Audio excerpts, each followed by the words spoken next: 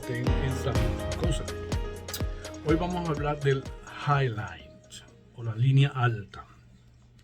Vamos a comenzar por qué es el High Line. Es un parque que se creó por allá en el 2010, 2015 estuvo más o menos ya terminado, con un concepto de un tren basado en el concepto del tren de París que se llamaba el Coulée-Berthet, que era un tren elevado. Fue descartado y lo usaron para un parque. Aquí están viendo las fotografías de lo que es el parque actualmente, que se los voy a extender un poquito para darles la idea de lo que es ahora y de lo que era antes. Porque el parque sufrió una evolución muy intensa y es una evolución que vale la pena recalcarla y mencionarla muchas veces. ¿Okay? Siempre ha sido un parque que ha tenido la atención de la gente, hasta el punto de que se calcula que 8 a 10 millones de personas al año visitan el parque. ¿Okay? Aquí están viendo unas vistas aéreas más o menos, y esa compite con Central Park. Es solamente 1,5 millas de largo, mientras que la versión parisina, que es de 1989-1990, son 5 millas. Una de las atracciones turísticas que eso ha creado el beneficio para la zona que es donde se creó. Zonas como estos edificios creados por la arquitecta iraquí americana Hasidic Hassah. Ella hizo estos fabulosos edificios alrededor de ese parque que valen la pena verlos, solamente los edificios, y no me quiero ni imaginar los precios de los apartamentos. El parque ha sido un centro de atracción turístico desde que abrió sus puertas. En el momento que tuvimos el COVID y las restricciones, había que hacer reservaciones para ir al parque, cosa que, bueno, es parte de la historia. El parque se presta mucho en esa 1,5 millas de largo a presentar obras de arte. Le invita a la gente a sentarse en el parque y a disfrutar de lo que están viendo del parque. Recuerden, estamos caminando en lo que da de ancho 2 líneas de tren. No es mucho, pero la gente aprende a disfrutar, a ver las calles, como están viendo en esta foto. La gente disfruta de las calles y disfruta del panorama. Es muy tranquilo cuando no es época de turismo, porque en época de turismo te pones apretada la cosa. Lo utilizan mucho para hacer exposiciones de arte. Es fabuloso porque conlleva desde la calle 14, donde más o menos comienza, hasta Hudson Yards, que es el centro por excelencia de la nueva Nueva York. Como pueden ver, se presta para cosas, fotografías muy románticas, es muy bonito. Se camina dentro de lo que eran las compañías, las zonas industriales de la época. Hay imágenes que a veces piensas que con el sol cayendo y todo eso, que lo que es una imagen marcada. No, la imagen está ahí enmarcada con neón para que tus fotos salgan perfectas. En verano puedes caminar en esas pequeñas lagunas que ellos crearon, que la gente camina descalza, porque el agua todo el tiempo está circulando, como pueden ver, y invita a la gente a hacerlo por el calor y la cuestión de la satisfacción de quitarse los zapatos. Aquí están viendo lo largo que es la vía y lo poco ancho que es el parque. Pero vamos a ver de dónde salió la idea y qué había antes. Para comenzar, era el parque, era el mercado que está a las orillas del Hudson. Ese mercado era donde se traían todo el comercio. Venía de New Jersey y venía del extranjero y se depositaba en esa área. Eso se trabajaba con carretas en aquella época y se evolucionó mucho porque la gente concentró esa área para mercado mayorista. Como pueden ver, cuando ya los trenes comenzaron a crecer, se obligó a que los trenes llevaran un caballo enfrente para apartar la gente. ¿Por qué? Porque se le decía a esa calle, la avenida 10, que era la avenida de la muerte. 400 o 500 personas más o menos murieron en accidentes de trenes relacionados con trenes en esta zona. Por supuesto, esto empujó a que las compañías, como pueden ver, aquí están viendo una línea grande del tren, Como pueden ver, eso evoluciona a que las compañías fueran buscando alternativas de cómo modificar la situación.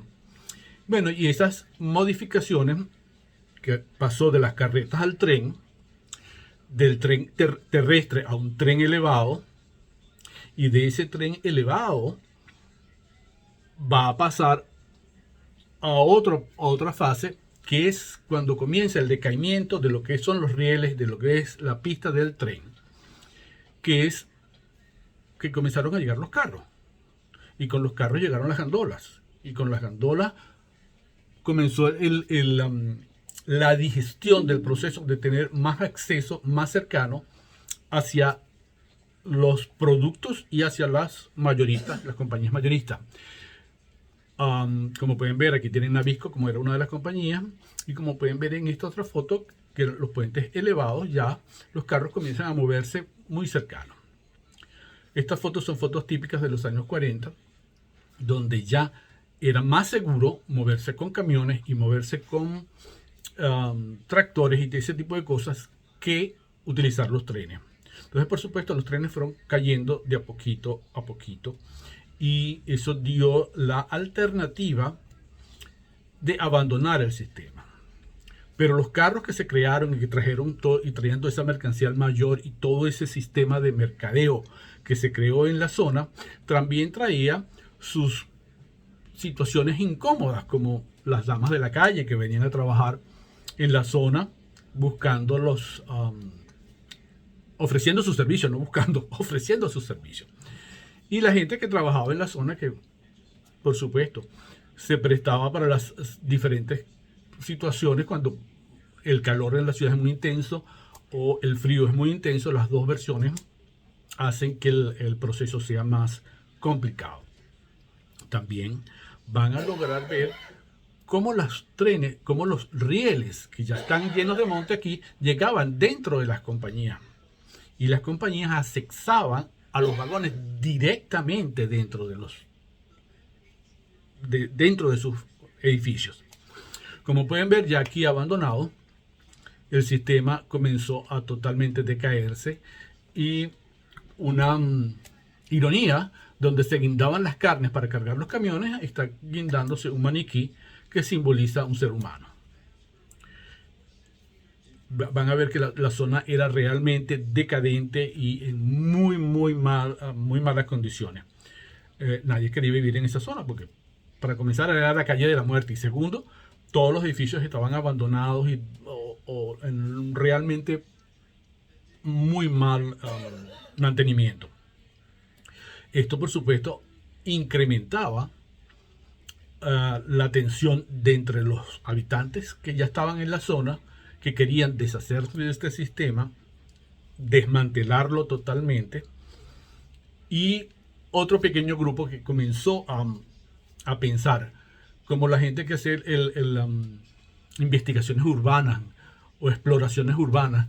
Ese tipo de cosas era muy interesante hacerlo en eso porque estaba totalmente abandonado. Ven que las plantas crecieron en esa zona.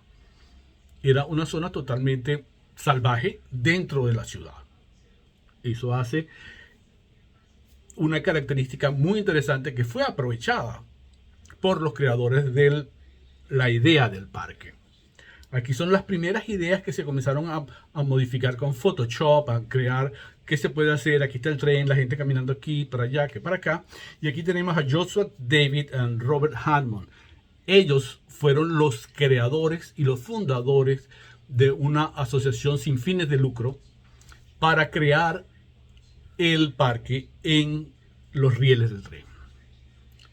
Pero como les dije anteriormente, ¿de dónde viene la inspiración? Bueno, eso viene del Culé Verte, que significa a los árboles verdes o el camino verde, que es un parque que ya existe en París, o existía mucho tiempo antes que el nuestro, y se prestó para darle una idea más o menos clara de qué se quería y cómo se iba a hacer. Son dos conceptos totalmente diferentes. El de París es más una caminería. Pero aquí se pueden comenzar a ver las ideas y los proyectos que se presentaron, que eran de lo más increíble a lo más ridículo son a veces.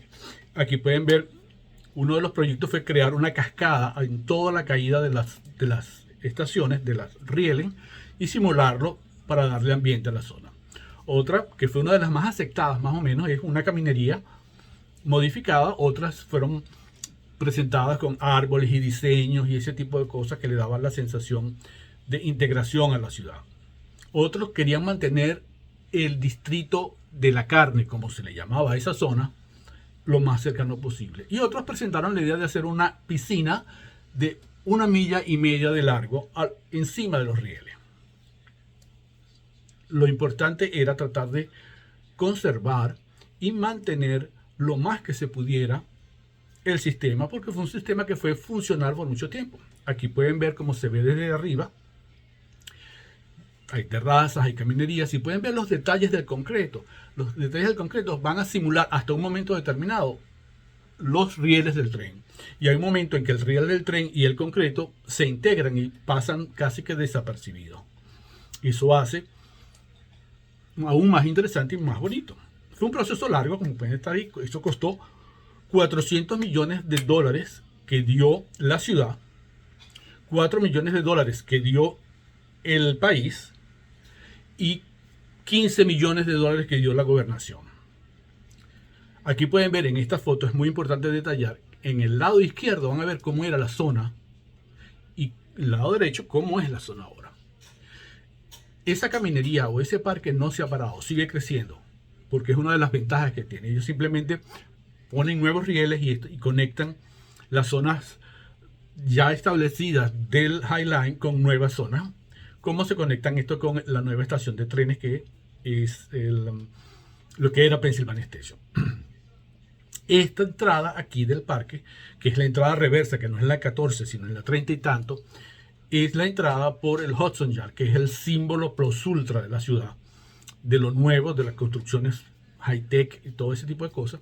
Y en esa zona siempre se ponen nuevas obras de arte que imitan o invitan, a la gente a caminar. Bueno, mis amigos, con esto yo les quiero decir simplemente que espero que hayan agradecido o agradezcan mi trabajo con esto, y les recuerdo que la información ni pesa ni ocupa espacio. ¿Ok? Síganme.